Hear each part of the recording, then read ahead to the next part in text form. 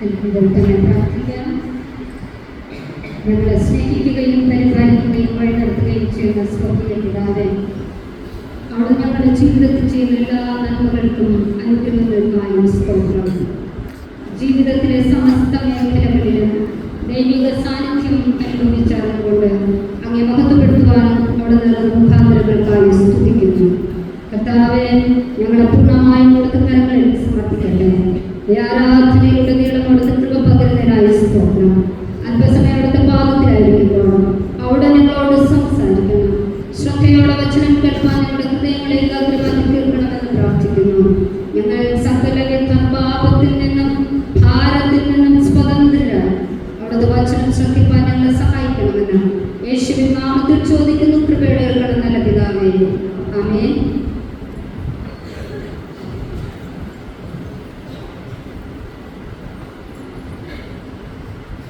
യേശുക്രിസ്തുവിന്റെ ശ്രേഷ്ഠനാമം മഹത്വപ്പെടട്ടെ. ഈ വർഷത്തെ സംഘടനകളുടെ പ്രവർത്തന ഉദ്ഘാടനത്തിന്റെ ഭാഗമായി ഇന്ന് നിങ്ങളോടൊപ്പമായിരിക്കുവാൻ സർവമുഖാന്തരങ്ങൾ ഒരുക്കി തന്ന സർവശക്തനായ ദൈവത്തെ ഞാൻ ആദ്യമായി സ്തുതിക്കുന്നു, സ്തോത്രം ചെയ്യുന്നു.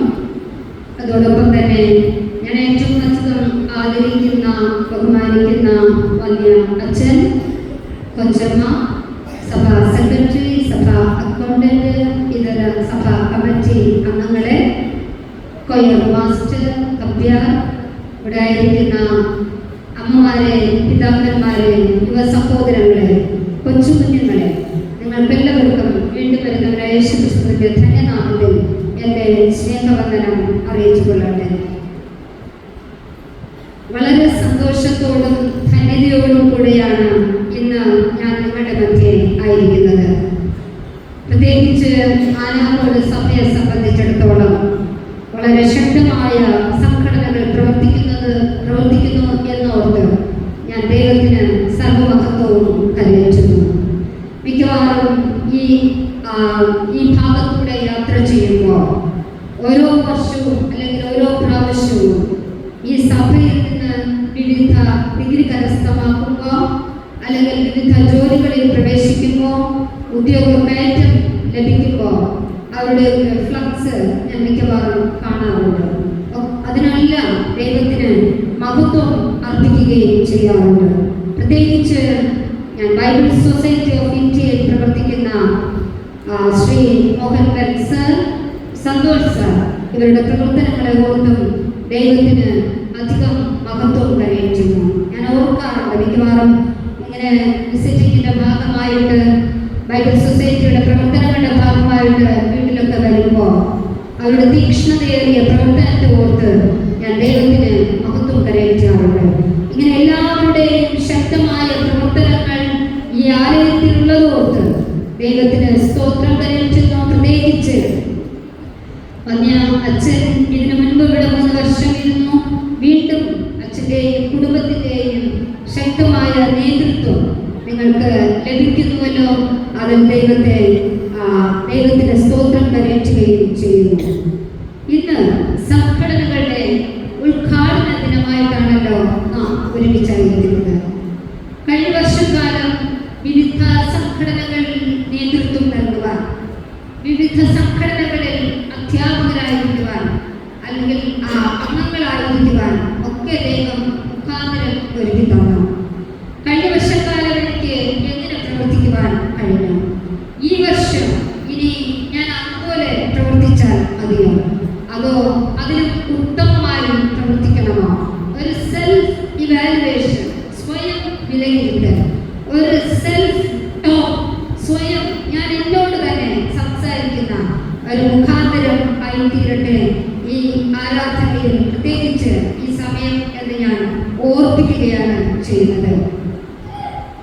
കഴിഞ്ഞ വർഷം ബാലജനസംഖ്യ മത്സര സമയത്ത് ഞങ്ങളുടെ പള്ളിയിൽ 3 പേരാണ് ബാലജനസംഖ്യ സീനിയർ ഗ്രേഡിൽ പ്രസംഗത്തിന് മത്സരിക്കുവാൻ ഉണ്ടായിരുന്നത്. അതിൽ ഫസ്റ്റും സെക്കൻഡും അന്ന് മത്സരത്തിന് മാർക്കിടാൻ വേണ്ടി ഞാനായിരുന്നു ഇരുന്നത്. ഫസ്റ്റും സെക്കൻഡും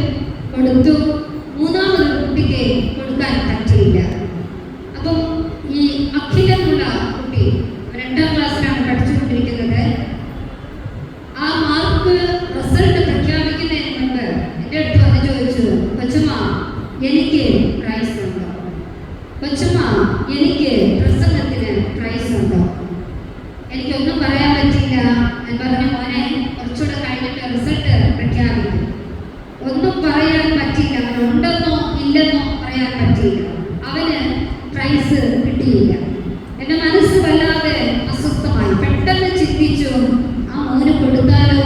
അങ്ങനെ കള്ളം കാണിക്കാൻ പറ്റില്ലല്ലോ, എനിക്കങ്ങനെ കൊടുക്കാൻ പറ്റില്ലല്ലോ. ഞാൻ ഓരോ കുട്ടികളും വന്ന് ചെയ്തതിനനുസരിച്ച് മാർക്കിട്ടു. ഇനി എനിക്ക് തിരുത്താൻ പറ്റില്ല. റിസൾട്ട് പ്രഖ്യാപിച്ച ശേഷം ആ മോനെ ഞാൻ എൻ്റെ അടുത്ത് ചേർത്ത് പിടിച്ചു. അവന് വേഗത്തൊന്ന് തലോടി. മോനോട് ഞാൻ പറഞ്ഞു, മോനെ വിഷമിക്കണ്ട, മോനൊരു സ്പെഷ്യൽ പ്രൈസ് ഞാൻ വാങ്ങിത്തരാം. അത് കഴിഞ്ഞ് 2 ആഴ്ച കഴിഞ്ഞിട്ട് സൺഡേ സ്കൂളിൻ്റെ മത്സരം ക്രമീകരിച്ചിട്ടുണ്ട്. എന്തോ ഭാഗ്യവശാൽ സൺഡേ സ്കൂളിൽ പ്രസംഗത്തിന് മത്സരം ഇല്ലായിരുന്നു. ആരാണോ പോകുന്നത് അവരെ ഡിസ്ട്രിക്റ്റിലേക്ക് അയക്കുകയായിരുന്നു. അഖിൽ എങ്ങനെയോ ഏറ്റെടുത്തു, ഞാൻ ഡിസ്ട്രിക്റ്റിൽ പോകാം. ഫസ്റ്റ് വേറൊരു കുട്ടിക്കും അഖിലിന് സെക്കൻഡ് എന്നുള്ള നിലയിലാണ് ഡിസ്ട്രിക്റ്റ് പ്രസംഗ മത്സരത്തിലേക്ക് ചെല്ലുന്നത്. ഞാൻ പറയട്ടെ, അഖിൽ ഡിസ്ട്രിക്റ്റിലെ പ്രസംഗ മത്സരത്തിന് മുൻപ്, ഒരാഴ്ചയ്ക്ക് മുൻപ്, ആ തിങ്കൾ മുതൽ വെള്ളിയാഴ്ച വരെ, ശനിയാഴ്ച മത്സരം നടക്കുന്നത്, തിങ്കളാഴ്ച മുതൽ വെള്ളിയാഴ്ച വരെയും വൈകുന്നേരം 6 മണി മുതൽ 7 മണി വരെയോ 7:30 മണി വരെയോ അവന് പറ്റുന്ന സമയത്തിനനുസരിച്ച് മിഷൻ വീട്ടിലേക്ക് ഓടി വരും. വെസ്ട്രിയിലിരുന്ന് അവന് ശരിയായ രീതിയിലുള്ള പരിശീലനം നൽകുവാൻ തുടങ്ങി. ആദ്യത്തെ 15 ചാപ്റ്റേഴ്സ് എടുത്തിട്ട് അവന് കറക്റ്റായിട്ട് മോനെ കൊണ്ട് തന്നെ മോന് പറയാൻ പറ്റുന്ന രീതിയിൽ സിമ്പിൾ സെന്റൻസ്, സിമ്പിൾ പോയിന്റ്സിലൂടെ അവൻ പ്രസംഗ പരിശീലനം നേടി. ശനിയാഴ്ച ദിവസം അവൻ പ്രസംഗം ചെയ്തു. റിസൾട്ട് അറിഞ്ഞ ഉടനെ വിളിക്കുകയാണ്, അച്ഛമ്മ എനിക്ക് ഫസ്റ്റ് പ്രൈസ്. അതുവരെയും ചിലപ്പോൾ ചില സെന്റൻസ് പറയാൻ പറ്റാതെ, പൂർത്തീകരിക്കാൻ പറ്റാതെ, ഭയപ്പെട്ട് അല്ലെങ്കിൽ വിറയിച്ചുകൊണ്ട് നിന്ന അഖിൽ ഫസ്റ്റ് പ്രൈസ് നേടുവാൻ ഇടയായിരുന്നു. ഞങ്ങളുടെ പോസ്റ്റപ്പുരം ഡിസ്ട്രിക്റ്റിൽ ഇന്റർമീഡിയറ്റ് ഗ്രേഡിൽ ഫസ്റ്റ് കിട്ടുന്ന കുട്ടി അന്നത്തെ വേൾഡ് സൺഡേ സ്കൂൾ ഡേ ആരാധനയിൽ തുടക്കം മുതൽ ഒടുക്കം വരെയും അധ്യക്ഷത വഹിക്കുകയും അധ്യക്ഷ പ്രസംഗം ചെയ്യുകയും ചെയ്യും. അങ്ങനെ ആ ഒരു വലിയ ഭാഗ്യം നേടുവാൻ അഖിലിന് ഇടയായി എന്നുള്ളത് ഞാൻ നിങ്ങളോട് പറയുവാൻ ആഗ്രഹിക്കുന്നു. യേശു ക്രിസ്തുവിനെ കുഞ്ഞുങ്ങൾക്ക് നൽകുന്നതിന്, യേശു ക്രിസ്തു ആരാണ് എന്ന വ്യക്തമായ ബോധ്യം നൽകുന്നതിനും, യേശുവുമായുള്ള ബന്ധത്തെ ശുശ്രൂഷ ചെയ്യുവാൻ തീവ്രമായ ആഗ്രഹത്തോടെ നമ്മുടെ മുൻപിൽ വരുന്നവരെ ദയയോട് അവരോട് ഇടപെടുന്നതിനും, അവരെ സ്നേഹത്തോടെ അംഗീകരിക്കുന്നതിനും, അവരുടെ ഉള്ളിലുള്ള റിസോഴ്സ്, ഉള്ളിലുള്ള കഴിവ്, ഉള്ളിലുള്ള വിഭവങ്ങളെ പുറത്തേക്ക് എടുക്കുന്നതിനും മുഖാന്തരമായി തീരുവാൻ ഈ വർഷത്തെ സംഘടനകളുടെ പ്രവർത്തനങ്ങൾ മുഖാന്തരമായി തീരണം.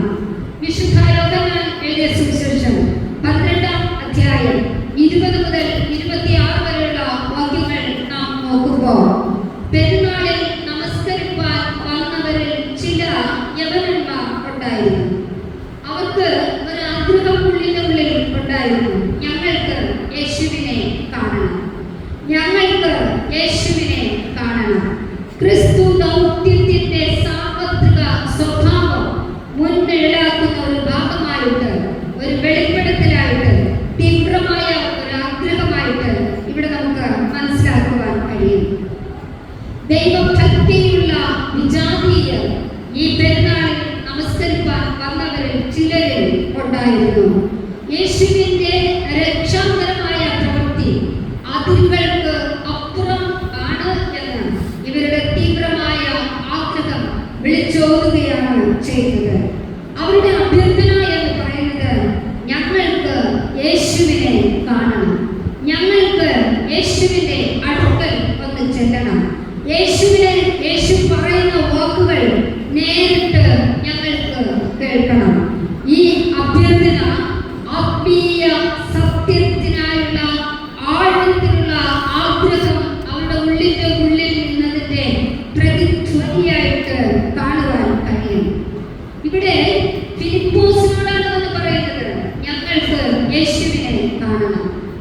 ഫിലിപ്പോസ് അന്ത്രയോസിനോട് പറഞ്ഞു, ഇവരിൽ ചിലർക്ക് യേശുവിനെ കാണണം, എന്താണ് ചെയ്യേണ്ടത്?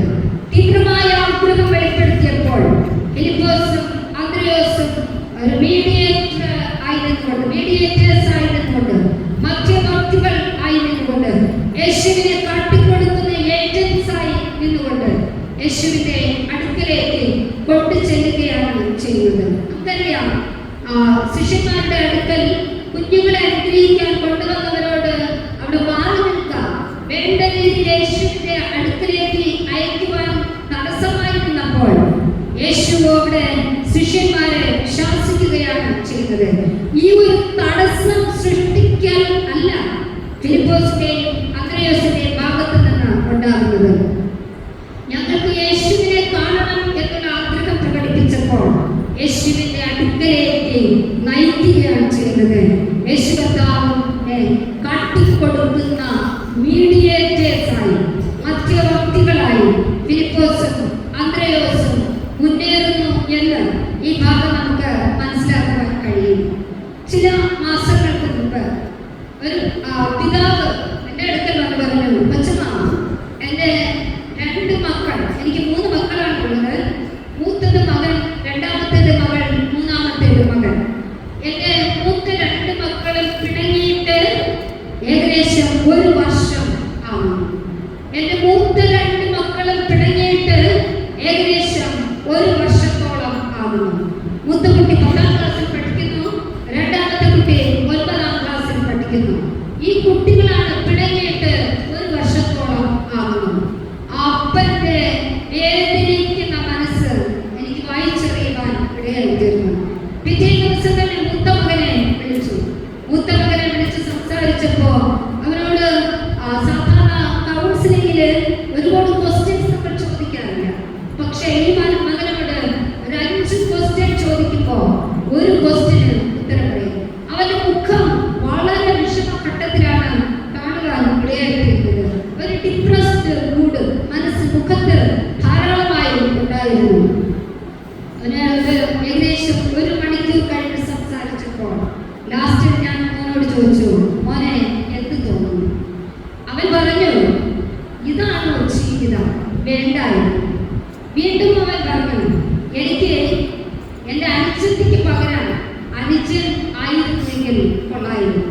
വീണ്ടും അവൻ പറഞ്ഞു, എനിക്ക് ഒരു ബഹുമാനവും തരാറില്ല, വെറും നിസ്സാരനായിട്ടാണ് എന്നെ കാണുന്നത്. വായിൽ വരുന്നതെല്ലാം എൻ്റെ അനുജത്തെ വിളിച്ചു പറയും, എന്നെ ക്രൂരമായി വേദനിപ്പിക്കും, ഉപദ്രവിക്കും. അടുത്ത ദിവസം അനുജത്തെ വിളിച്ചു. ആ മകളെ വിളിച്ച് സംസാരിച്ചപ്പോൾ പുറമെ നോക്കിയപ്പോൾ നല്ല കോൺഫിഡന്റ് ആയിട്ട് തോന്നി. ആ മകൾ നല്ല സംസാരിക്കും, ചിരിക്കും, ഒക്കെ നല്ല കോൺഫിഡന്റ് ആയിട്ട് പെട്ടെന്ന് കണ്ടപ്പോൾ തോന്നി.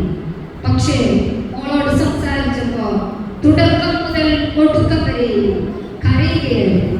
ഏങ്ങലടിച്ച് കരയുകയായിരുന്നു. ടൈം കൊടുത്തു. ഇവിടെ എത്രത്തോളം കരയുന്നുവോ കരയുന്നതിനുള്ള സമയം കൊടുത്തു. ഇടയ്ക്കിടയ്ക്ക് അവൻ വിങ്ങി പറയാറുണ്ട്. ഞാൻ ഇതിനോടൊപ്പം തന്നെ ഈ 1 വർഷത്തിനിടയിൽ 3 പ്രാവശ്യം ആത്മഹത്യക്ക് വേണ്ടി ശ്രമിച്ചു. അവൾ എന്നോട് സംസാരിക്കുന്നതിന് ഒരാഴ്ച മുമ്പ് അവിടെ അമ്മയോട് ചോദിക്കുകയാണ്, അമ്മ, എനിക്കെന്തെങ്കിലും സംഭവിച്ചാൽ നിങ്ങൾ കരയുമോ? എന്നിട്ടും അമ്മ വലിയ ഗൗരവതയോടെ ഈ കാര്യം എടുക്കുന്നില്ല. എന്നോട് എന്നിട്ട് പറഞ്ഞു, എനിക്കെന്തെങ്കിലും സംഭവിച്ചാൽ പപ്പയും അമ്മയൊക്കെ ഒരാഴ്ച അല്ലെങ്കിൽ 2 ആഴ്ച കരഞ്ഞിട്ട് പിന്നെ അവരുടെ വിഷമം തീർക്കും. അത്രയേ ഉള്ളൂ ജീവിതത്തിലെ വിഷമം എന്ന് പറയുന്നത്. വളരെ കോൺഫിഡന്റ് എന്ന് പുറമേ തോന്നിയെങ്കിലും വളരെ അസ്വസ്ഥമായ ആ മനസ്സിനെ തണുപ്പിക്കുന്നതിന് ഇടയായിത്തീർന്നു. ചില ദിവസങ്ങൾക്കുള്ളിൽ തന്നെ വീണ്ടും 2-3 ദിവസങ്ങൾക്കുള്ളിൽ തന്നെ ആ വീട്ടിലേക്ക് ചെന്നു. പരസ്പരം വീണ്ടും കുറച്ചുകൂടെ സംസാരിച്ചിട്ട് രണ്ടുപേരെയും ഒരുമിപ്പിക്കുന്നതിന് ഇടയായിത്തീർന്നു. വളരെ സന്തോഷത്തോടെ രണ്ടുപേരും പരസ്പരം പിണക്കമില്ലാതെ ഇന്ന് മുന്നോട്ട് നിൽക്കും. എന്തുകൊണ്ട് ഇത് സംഭവിച്ചു? വീട്ടിൽ അപ്പനും അമ്മയും മക്കൾ ഒരാളായാലും 2 ആയാലും 3 പേരായാലും ഒരുപോലെ സ്നേഹിക്കുവാനും ഒരുപോലെ കരുതുവാനും വേണ്ട ബഹുമാനം നൽകുവാനും തയ്യാറായില്ല എങ്കിൽ ചില മക്കളോട് വളരെ സ്നേഹം കാണിക്കുക, ചില മക്കളോട് പക്ഷഭേദം കാണിക്കുക. അങ്ങനെയാണെങ്കിൽ മക്കൾ തമ്മിലുള്ള ബന്ധത്തിന് ഉലക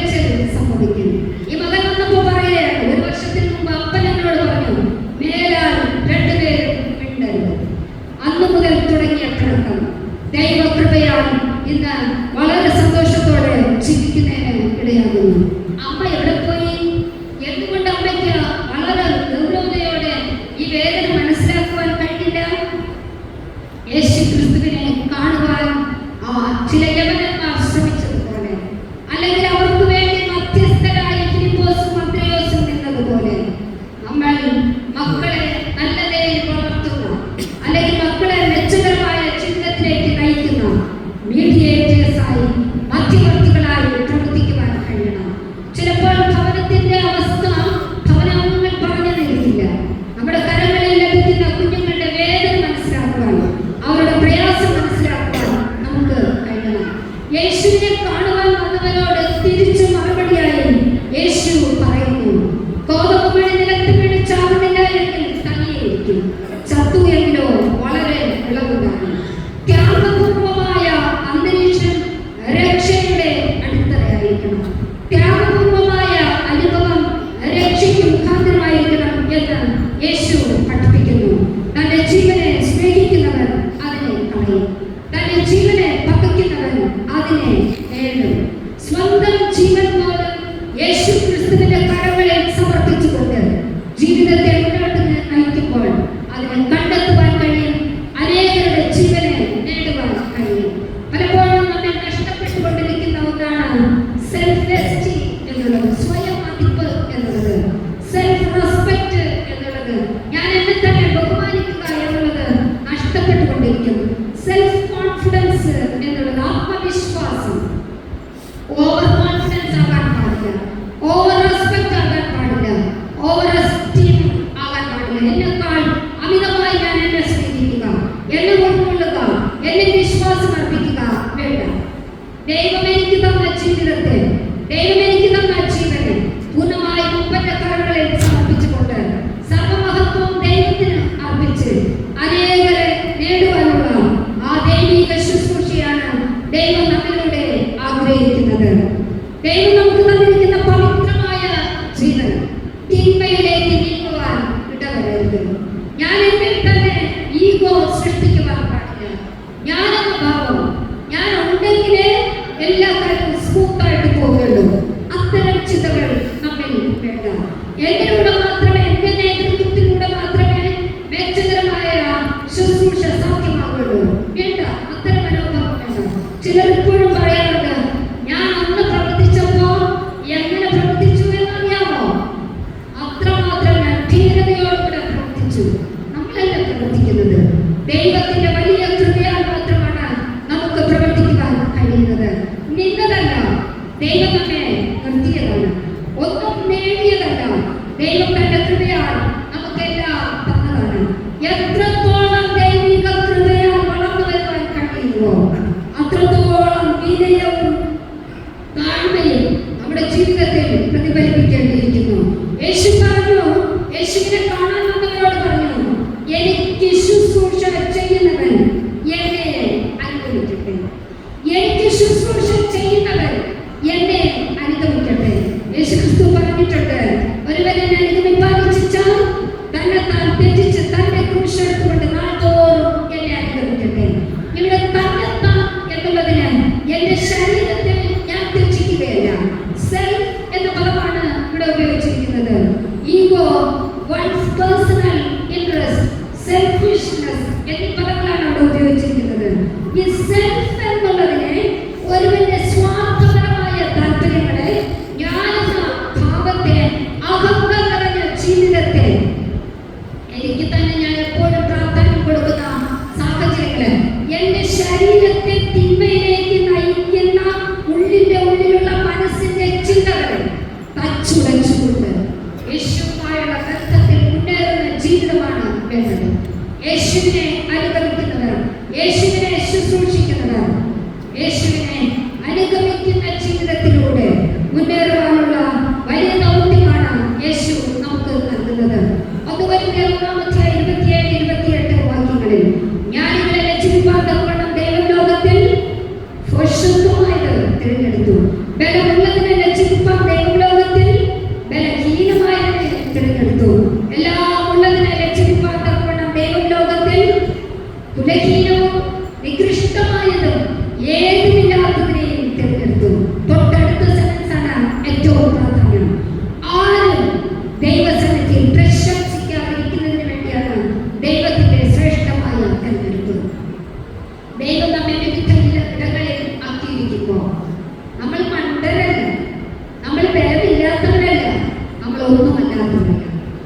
എത്രത്തോളം ജ്ഞാനം നമ്മിലുണ്ടോ, എത്രത്തോളം അറിവ് നമ്മിലുണ്ടോ, എത്രത്തോളം നമ്മൾ ബലമുള്ളവരാണോ, എത്രത്തോളം എല്ലാം ഉള്ളവരാണോ, അവിടെയൊക്കെ അപ്പാ അവിടുത്തെ കൃപയില്ലാതെ എനിക്കൊരു വാക്കുപോലും പറയുവാൻ കഴിയില്ല.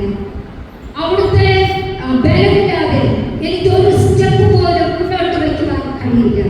ഈ വിനയമുള്ളവരെയാണ്, ഈ താഴ്മയുള്ളവരിലൂടെയാണ് ധാരാളം കാര്യങ്ങൾ ചെയ്യുവാൻ കർത്താവ് ഒരുങ്ങിയിരിക്കുന്നത്. അതുകൊണ്ട് ഉടനീളം വിനയത്തിന്റെയും താഴ്മയുടെയും ദൈവകൃപയുടെയും ആ ഒരു വേദി ഒരുക്കുന്നതിനും ആ കൃപയ്ക്ക് മുന്നിൽ വിനയാനിതരായി തീരുവാനും നമുക്ക് കഴിയണം. എന്നെ കൊണ്ടേ സാധിക്കൂ. അത്തരം ചിന്തകൾ മാറ്റിക്കൊണ്ട് കൂട്ടായ്മ യത്നത്തിലൂടെ ധാരാളം കാര്യങ്ങൾ ചെയ്യാൻ കഴിയും എന്നുള്ള വിനയാനിതമായ ഭാവമാണ് നമുക്ക് വേണ്ടത്. ഇതിനു മുൻപിരുന്ന പള്ളിയിൽ ആദ്യത്തെ ദിവസം, അതായത് അച്ഛൻ ചാർജെടുത്ത ആദ്യത്തെ ദിവസം പള്ളിയിൽ ഞങ്ങൾ പോകുമ്പോൾ ഒരു പ്രത്യേക സൺഡേ സ്കൂൾ ക്ലാസ്സിൽ അധ്യാപിക വന്നിട്ടുണ്ടായിരുന്നു. ഞാൻ ആ ക്ലാസ്സിലേക്ക് കയറി. അപ്പൊ പല കുട്ടികളോടും ചോദ്യം ചോദിച്ചു. പലരും ഉത്തരം പറഞ്ഞു. ഒരു കുട്ടി മാത്രം ഉത്തരമൊന്നും പറയാതെ എന്നെ ഇങ്ങനെ വിളിച്ചു നോക്കുന്നുണ്ടായിരുന്നു. അപ്പോ ഞാൻ വിചാരിച്ചു ആദ്യമായിട്ട് കാണുന്നത് അതുകൊണ്ടായിരിക്കാം ഉത്തരമൊന്നും പറയാത്തത് എന്ന് ചിന്തിച്ചു. പക്ഷേ അടുത്ത ദിവസം എത്തിയപ്പോ ആ കുട്ടിയെ ഞാൻ എൻ്റെ അടുത്ത് ചേർത്തിരുത്തി. കാരണം മറ്റു കുട്ടികളെല്ലാം നന്നായിട്ട് റെസ്പോണ്ട് ചെയ്തു. പക്ഷെ ഈ കുട്ടി മാത്രം റെസ്പോണ്ട് ചെയ്യാത്തതുകൊണ്ട് ചിലപ്പോൾ ആദ്യം കണ്ടതുകൊണ്ട് മാത്രമായിരിക്കില്ല എന്ന് എനിക്ക് തോന്നി. ഞാൻ പിറ്റേ ആഴ്ച എത്തിയപ്പോ എൻ്റെ അടുത്ത് ആ കുട്ടി പിറ്റേ ആഴ്ച ആ ക്ലാസ്സിൽ ടീച്ചർ വന്നിട്ടില്ലായിരുന്നു. പല ക്വസ്റ്റ്യൻസ് ചോദിച്ചു. ആ മോനോട് തന്നെ ഞാൻ ആദ്യം ചോദിച്ചു, മോനെ ശലോമോന്റെ അപ്പന്റെ പേരെന്തോന്നാണ്? അവന്റെ വീട്ടിന്റെ അടുത്ത് ഒരു ശലോമോനുണ്ട്. ആ ശലോമോന്റെ അപ്പന്റെ പേര് അവൻ പറഞ്ഞു ബാബു എന്നാണ് ശലോമോന്റെ അപ്പന്റെ പേര്. വീണ്ടും ഞാൻ ചോദിച്ചു, മോനെ രാജാവ് താമസിക്കുന്നത് എങ്ങനെയാണ്? കൊട്ടാരം എന്ന് പറയാൻ മോൻ അറിഞ്ഞുകൂടാ. അവൻ പറഞ്ഞു മണ്ടയിലാണ് താമസിക്കുന്നത്. അവൻ വിക്കി വിക്കിയാണ് പറയുന്നത്. പെട്ടെന്ന് ഉത്തരം പറയുന്നില്ല. അവൻ ഓർത്തെടുത്ത് വിക്കി വിക്കി പറയുന്നു. വീണ്ടും ഞാൻ ചോദിച്ചു, ജ്ഞാനമുള്ള സ്ത്രീ ആരാണ്? അവൻ പറഞ്ഞു എന്റെ അമ്മ. മനസ്സിലായി. അതുവരെയുള്ള പഠിപ്പിക്കൽ എങ്ങനെയായിരുന്നു എന്ന് മനസ്സിലായി. സൺഡേ സ്കൂളിലൂടെ ഒരു കുട്ടിക്ക് കിട്ടേണ്ട പഠിപ്പിക്കൽ എങ്ങനെയായിരുന്നു എന്ന് എനിക്ക് ബോധ്യമായി. നല്ല മെടുക്കലാക്കി അവനെ രൂപാന്തരപ്പെടുത്തുവാനിടയായി. അവൻ എന്തുകൊണ്ട് വിക്ക് വന്നു? അവൻ വിക്കലല്ല. സഭയിലുള്ളവർ, അവന്റെ സ്കൂളിലുള്ളവർ, അവന്റെ ചുറ്റുപാടുള്ളവർ, എന്തിനേറെ സ്വന്തം കുടുംബത്തിലുള്ളവർ പോലും അവനെ വിക്കലാക്കി തീർത്തു. ഞാൻ പറയട്ടെ, ആ വർഷം അവന്റെ സൺഡേ സ്കൂൾ, ആ വർഷത്തെ സൺഡേ സ്കൂൾ തീരുന്നതിന് മുൻപ് തന്നെ അവൻ സഭാ ആരാധന മധ്യേ ജൂനിയർ ഗ്രേഡിലുള്ള ആ കുട്ടി ബൈബിൾ വായിക്കുന്നതിന് ഇടയായിത്തീർന്നു. എപ്പോഴോ ക്ലാസ്സിൽ, എപ്പോഴോ സൺഡേ സ്കൂൾ ക്ലാസ്സിൽ അല്ലെങ്കിൽ വീട്ടിൽ വിക്കി വിക്കി ആദ്യം ഒന്ന് പറഞ്ഞപ്പോ അവനെ ഒരു വിക്കനാക്കി മുദ്രകുത്തി. ക്രമേണ അവന്റെ വിക്ക് മാറ്റിയെടുക്കുവാൻ ഇടയായി. നമ്മുടെ കരങ്ങളിൽ ലഭിക്കുന്ന കുഞ്ഞുങ്ങൾ ചിലപ്പോൾ സോഷ്യൽ സ്റ്റിഗ്മ ഉള്ള കുട്ടികളായിരിക്കാം നമ്മുടെ കരങ്ങളിൽ ലഭിക്കുന്നത്. സാമൂഹികമായ ഒരു മുദ്ര ഉള്ള കുട്ടിയായിരിക്കാം. അവനിങ്ങനെയുള്ളവരാണ്, അവളിങ്ങനെയുള്ളവരാണ് അല്ലെ? അല്ലെങ്കിൽ ചിലരെ കുറിച്ച് ചില ചിത്രം പലരും പറഞ്ഞു നടക്കാറുണ്ട്. മാറ്റി അത്തരം ചിന്തകൾ മാറ്റി എല്ലാവരെയും ഉന്നമനത്തിലേക്ക് നയിക്കുന്ന ഒരു ശ്രമമാണ് നമ്മിൽ വേണ്ടത്. ഞാൻ സൂപ്പർ സീനിയർ സ്റ്റുഡന്റ് ആയിരുന്നപ്പോൾ എൻ്റെ സൺഡേ സ്കൂൾ ടീച്ചർ വിടുപിടിക്കുകയാണ്. എനിക്ക് പലപ്പോഴും ആ ടീച്ചറിന് അതിന് മുമ്പും എൻ്റെ മാതൃസഭയിൽ ഞാൻ ടീച്ചറുമായിട്ട് നല്ലൊരു ബന്ധമുള്ള ആ ടീച്ചറാണ്. സൂപ്പർ സീനിയർ ആയിരുന്നപ്പോൾ എൻ്റെ സൺഡേ സ്കൂൾ എക്സാം സമയത്ത് ടീച്ചർ രാവിലെ ആരാധന വന്നപ്പോൾ പറഞ്ഞു, ഇന്ന് എക്സാമിനാണ്. ഞാൻ പറഞ്ഞു, ടീച്ചർ എനിക്ക് പറ്റില്ല. കഴിഞ്ഞ ഒരാഴ്ചക്കാലം എൻ്റെ അമ്മ ഹോസ്പിറ്റലിലായിരുന്നു. തലേ ദിവസമാണ് ഹോസ്പിറ്റലിൽ നിന്ന് ഡിസ്ചാർജ് ചെയ്ത് വന്നത്. ടീച്ചർ അറിയാമല്ലോ. കഴിഞ്ഞ ഒരാഴ്ച എനിക്ക് പുസ്തകമോ ബുക്കോ തുറന്നു നോക്കാൻ പറ്റിയില്ല. ടീച്ചർ ദയവ് ചെയ്ത് എന്നെ ബുദ്ധിമുട്ടിക്കരുത്, ഞാൻ കരുതില്ല. ടീച്ചർ പറഞ്ഞ മറുപടി പ്രകാരമായിരുന്നു, ഇന്ന് എക്സാമിന് മുൻപ് പള്ളിയിൽ എത്തിയില്ലായിരുന്നു. വീട്ടിൽ വന്ന് അവിടെ നിന്ന് പൊക്കിയെടുത്തുകൊണ്ട് പള്ളിയിൽ, ഈ വേർഡാണ് ടീച്ചർ ഉപയോഗിച്ചത്. വീട്ടിൽ വന്ന് അവിടെ നിന്ന് പൊക്കിയെടുത്ത് ഞാൻ പള്ളിയിലേക്ക് കൊണ്ടുപോയി. ടീച്ചർ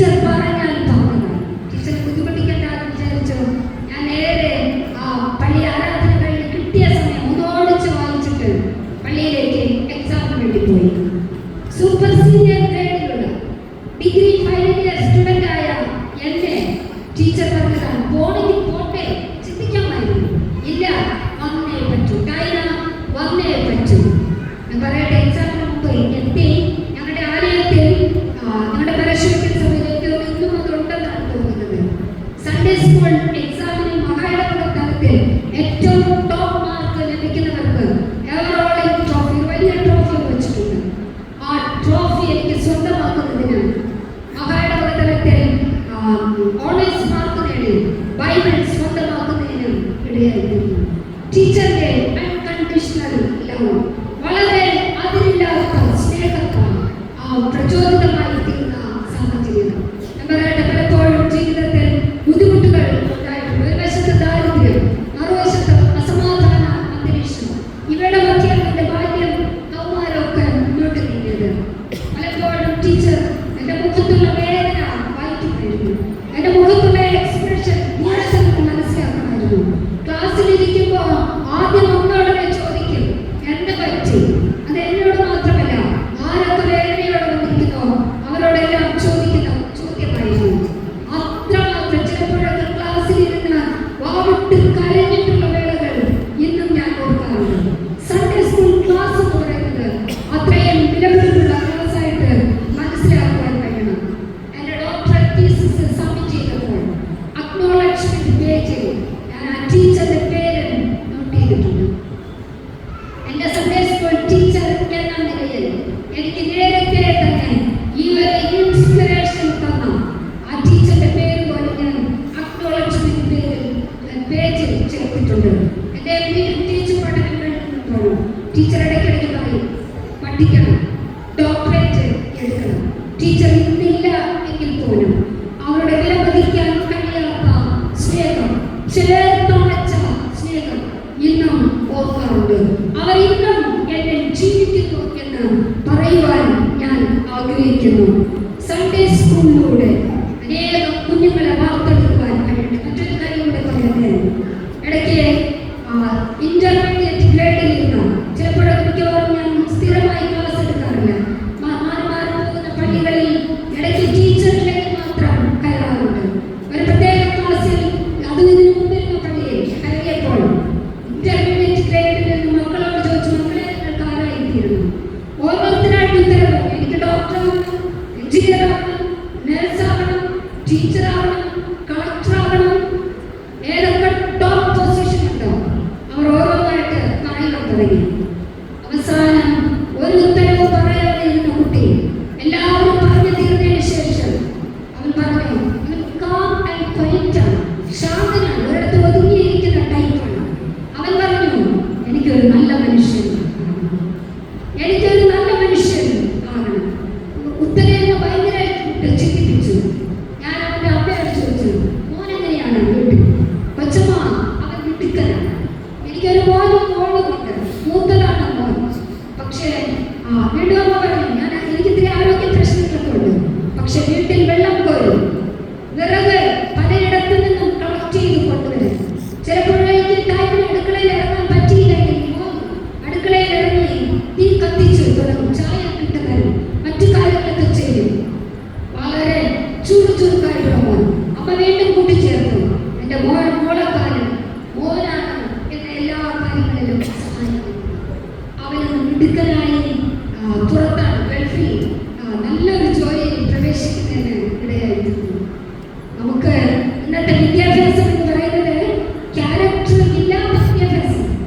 സൺഡേ സ്കൂൾ എന്ന് പറയുന്നത് ക്യാരക്ടർ ഉള്ള, വാല്യൂ ഉള്ള, മൂല്യങ്ങൾ നിറഞ്ഞ, എല്ലാവരോടും വിനയത്തോടെ സ്നേഹത്തോടെ ഇടപെടുന്ന ആ ഒരു മൂല്യ അധിഷ്ഠിത പരിശീലനം നൽകുവാൻ തക്കവണ്ണം നമുക്ക് കഴിയണം.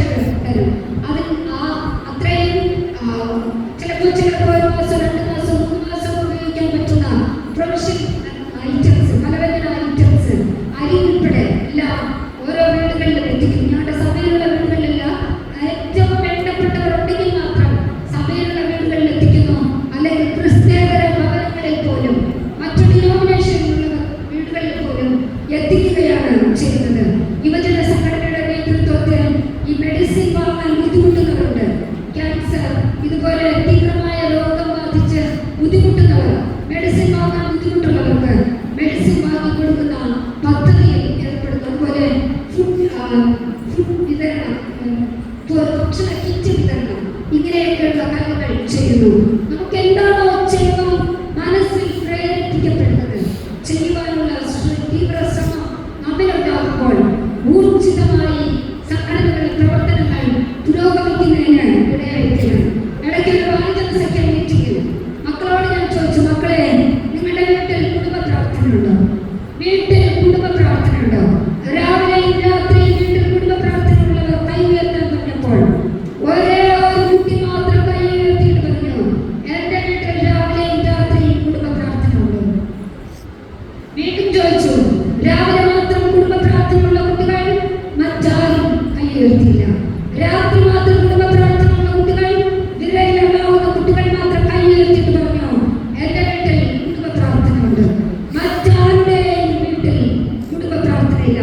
ഏകദേശം 100 കുട്ടികൾ ഉൾപ്പെടുന്ന ഒരു ഭാരതീയ സഖ്യ സംഘടന മീറ്റിംഗിൽ ചോദിച്ചപ്പോൾ കിട്ടിയ റെസ്പോൺസ്, എന്റെ അടുക്കൽ ഒരുപാട് വേദനയോടെ കൗൺസിലിംഗിന് വരുമ്പോൾ ഞാൻ ആദ്യം പാരന്റ്സിനോട് പറയാറുണ്ട്, നിങ്ങളുടെ വീട്ടിൽ കുടുംബ പ്രാർത്ഥന ക്രമീകരിക്കണം.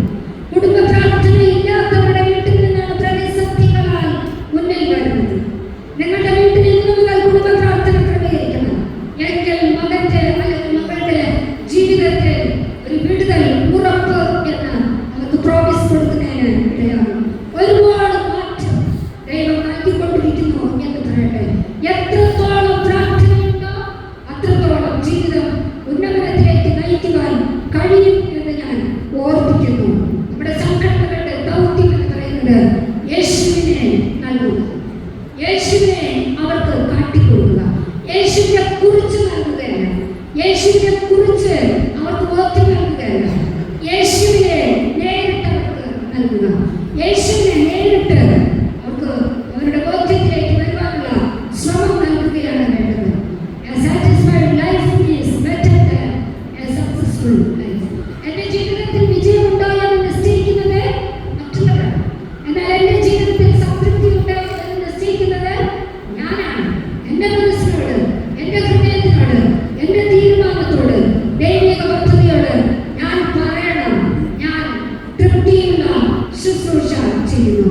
ദൈവം എന്റെ കരങ്ങളിൽ ഏൽപ്പിച്ചിരിക്കുന്ന ശുശ്രൂഷ ഞാൻ തൃപ്തിയോടെ ചെയ്യുന്നു എന്നുള്ള ആ ഒരു തൃപ്തികരമായ മനോഭാവമാണ് നമ്മിൽ വേണ്ടത്. ഇന്ന് നമുക്കറിയാം, ചുറ്റുപാട് പ്രതിസന്ധി നിറഞ്ഞതാണ്. ലിവിംഗ് ടുഗദർ, വിവാഹത്തിന് മുൻപ് ഒരുമിച്ച് ജീവിക്കുന്ന പ്രതിഭാസം, എക്സ്ട്രാ മാരിറ്റൽ റിലേഷൻഷിപ്പ്, വിവാഹേതര ബന്ധങ്ങൾ, ട്രാൻസ്ജെൻഡർ, ട്രാൻസ്വിമൻ, പുരുഷൻ സ്ത്രീയാകുക, സ്ത്രീ പുരുഷനാകുക, അതിലൂടെ വിവാഹബന്ധത്തിലേക്ക് പ്രവേശിക്കുക, ഗേ ലെസ്ബിയൻ റിലേഷൻഷിപ്പ്, പുരുഷൻ പുരുഷനെ വിവാഹം കഴിക്കുക, സ്ത്രീ സ്ത്രീയെ വിവാഹം കഴിച്ച് അതിലൂടെ ബന്ധങ്ങൾ കെട്ടിപ്പടുക്കുക. ആത്മഹത്യ എണ്ണം വർദ്ധിച്ചുകൊണ്ടേയിരിക്കുന്നു. സോഷ്യൽ മീഡിയാസിന്റെ അതിപ്രസരം നിമിത്തം AI തുടങ്ങിയ സോഷ്യൽ മീഡിയാസിലൂടെ അഡിക്റ്റായി തീരുന്ന ഒരുപാട് ചിത്രങ്ങളാണ് നമ്മുടെ മുൻപിൽ ഉള്ളത്.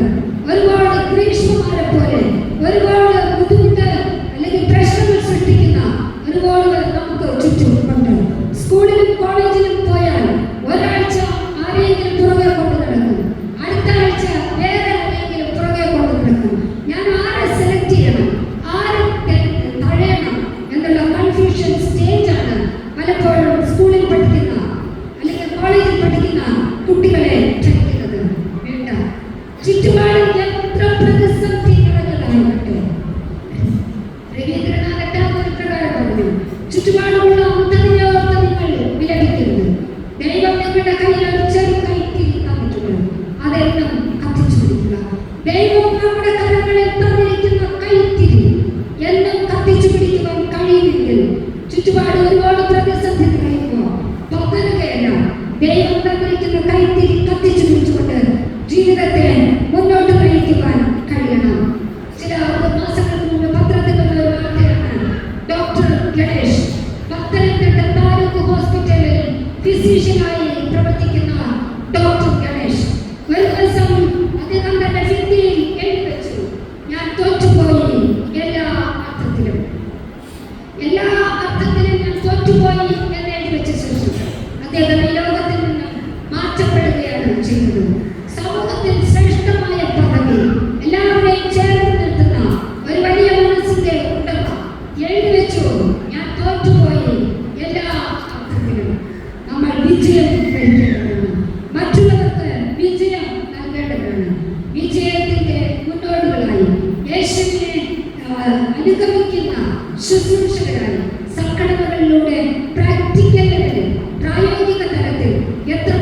എനിക്ക് ചെയ്യാൻ പറ്റുമോ അത്രത്തോളം ചെയ്തുകൊണ്ട് വേദനിക്കുന്നവർക്ക് ഒരു സ്പെഷ്യൽ കൺസിഡറേഷൻ, പ്രത്യേക പരിഗണന നൽകിക്കൊണ്ട് അവരെ ചേർത്ത് നിർത്തുന്ന ഒരു ശുശ്രൂഷ ചെയ്യുവാൻ, ദൈവിക ശുശ്രൂഷയിൽ പങ്കാളികളായി തീരുവാൻ ഈ വർഷത്തെ എല്ലാ സംഘടനകളുടെയും പ്രവർത്തനങ്ങൾ, എല്ലാവർക്കും ആത്മീയ അടിത്തറ നൽകുന്ന എല്ലാ പ്രവർത്തനങ്ങളുമായി തീരട്ടെ ഈ വർഷത്തെ പ്രവർത്തനങ്ങൾ എന്ന് പറയുവാൻ ഞാൻ ആഗ്രഹിക്കുന്നു. അത്തരം